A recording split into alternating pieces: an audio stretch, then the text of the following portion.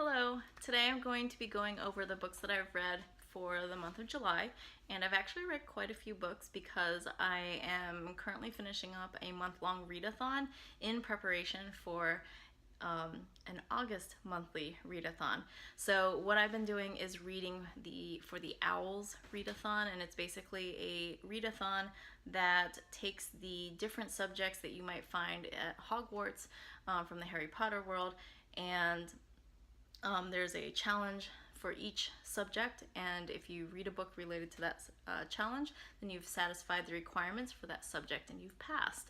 I'm doing this because this readathon actually took place back in April, but I wasn't able to do it at the time because I was finishing up my master's degree and completely unable to read anything fun during that time. And so since July I'm done with school, I have a lot more time on my hands, I thought I'd do the O.W.L.s for the month of July. I'm also doing it this month because in August we have the N.E.W.T.s Readathon, which is kind of like part 2. So if O.W.L.s is the first kind of attempt at like completing challenges related to the different subjects, this is part 2, where any of the challenges that you completed, any of the subjects that you completed the challenges for in the O.W.L.s, you can then qualify to take the N.E.W.T.s. So for example, if I were to in the month of July read a book that satisfies the challenge for potions, I am then eligible to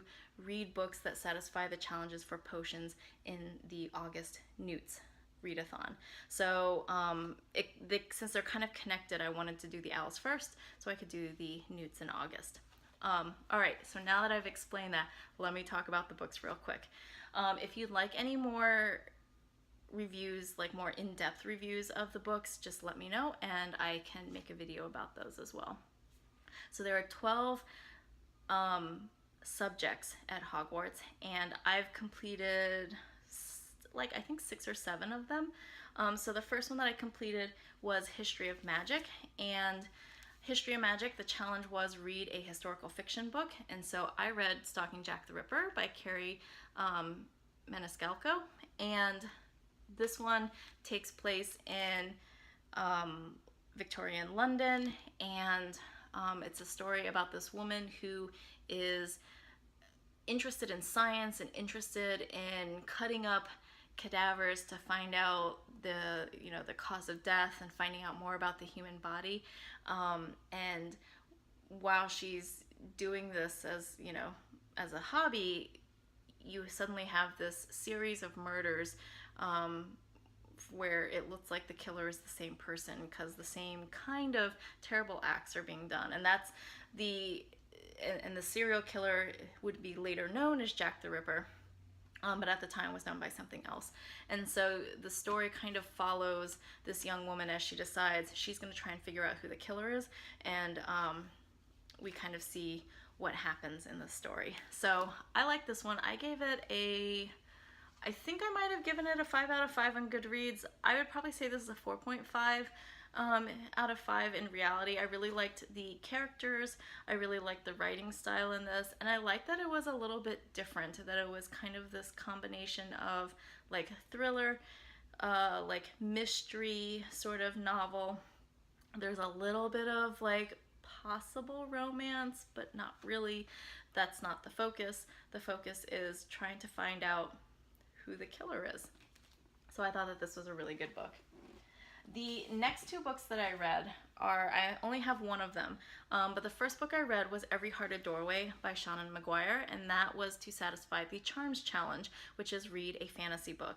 And this book is Down Among Sticks and Bones, which is the second book in the series, and it satisfies the Herbology Challenge, which is read a book with nature words in the title, so sticks and bones. I consider both nature words. So basically the story behind this is that the first book kind of explores what would happen if children had disappeared into other worlds, kind of like Alice in Wonderland, and then they come back. What happens to the children and the families once they return? How do they adjust or not adjust? And so we kind of meet several characters in that book, and we learn a little bit about the rules that these other worlds have.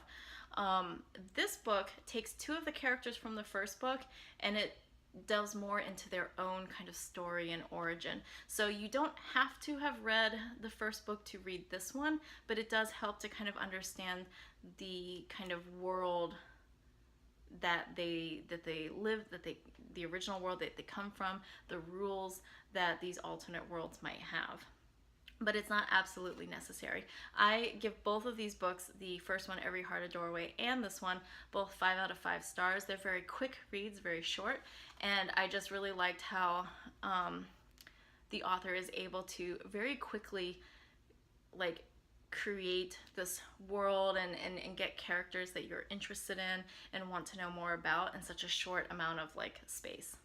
The next book that I read is called Radiance by Kathleen Valente, and this is to satisfy the astronomy challenge, which is to read a science fiction novel.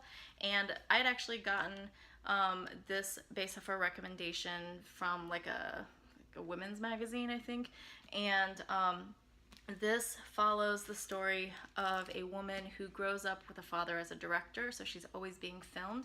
You see her life as she's goes from a young child to a young adult to, you know, an adult who is a director in her own right, and she films documentaries. During her last documentary, she disappears. It's a very strange experience, and no one knows what happened to her exactly, and her body is never found. And so this kind of explores her life leading up to that point in time, and then also what happens afterwards to the characters that are part of her life. So her family and her friends. It's kind of explores how they come to terms with her disappearance and her loss and what, you know, what might have actually happened to her.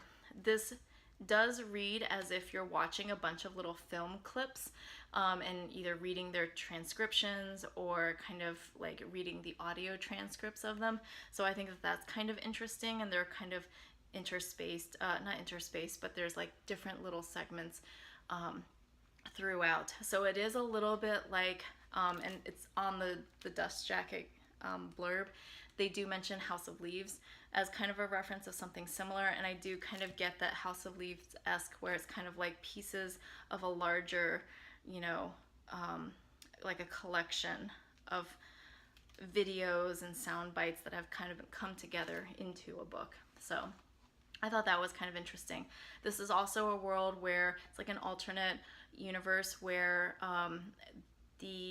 where humans have the technology to travel to all 9 planets in the solar system and have actually colonized and are living on these 9 planets in the solar system, and they're able to travel between the planets fairly quickly, but at the same time they are still stuck in a world where they watch silent films. So I thought that was kind of an interesting look. It does read like a 1920s and 1930s style like movie, so there's a lot of like opulence in the writing.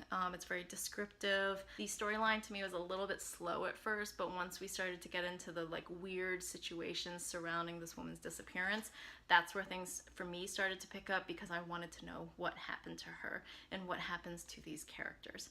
So I think on Goodreads I gave it a 4 out of 5, but really I think this would be for me a 3 out of 5 stars. I liked it.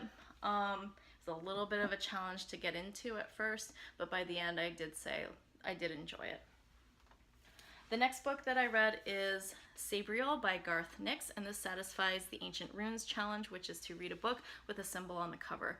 And this follows a girl whose father and she herself are both necromancers.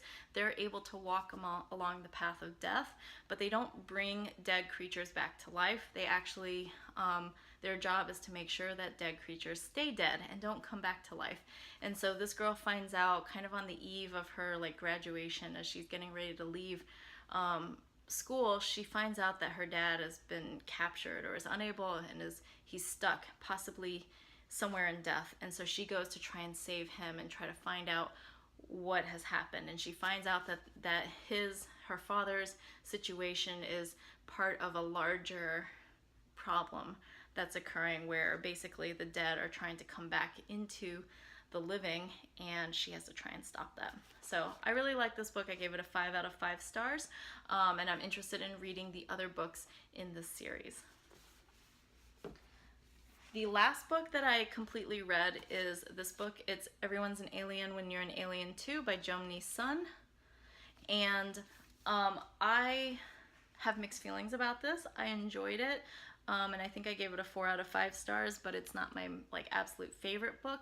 It does follow an alien who is left on Earth to study humans, but he thinks he's studying humans, but he's actually just studying like the plants, the trees, and the creatures of the earth. And he ends up talking to them and having these reflective conversations about life and about loneliness and being alone and being with other people. And so I thought that was really interesting. I thought the pictures are really cute. And so that's why I really enjoyed this book. But I found that some of the like actual reflective thoughts was, I guess it just took, you know, you want to spend a little bit more time and slow down.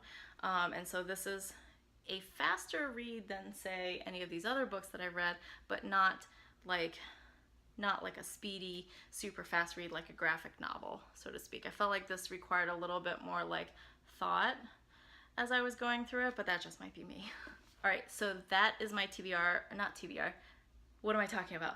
That is my reading wrap up for the month of July. Got a lot of books read this month.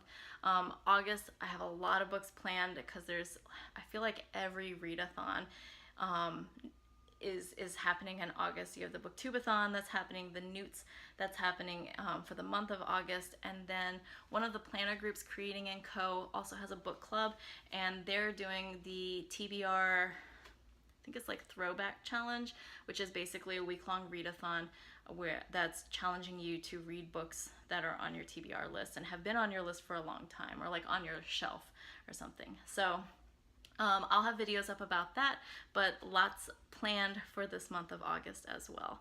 All right, thanks so much for watching. Leave any comments down below that you have about the books that I've read. If you have additional questions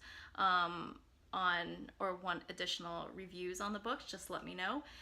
Let me know what books you've read that you've really liked, and if there are any books that you read that you didn't like.